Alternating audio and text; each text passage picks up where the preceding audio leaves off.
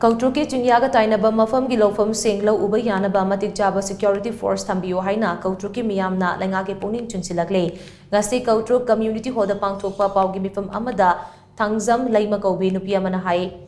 Koutruk khulgi khunja singa se lahu singubana sinfam moiraga hingzabane mamang chahidade Chingya Tainaba mapham singa sida lau panba changbang ngamdabana lau pari kaya lau pankide adumoinamak mapham aduda security force singna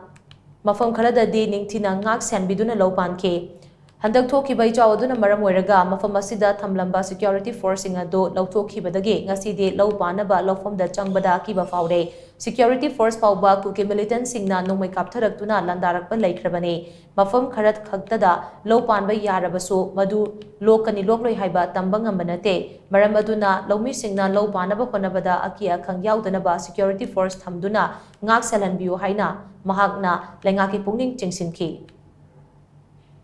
labuk chatpa matamda natroga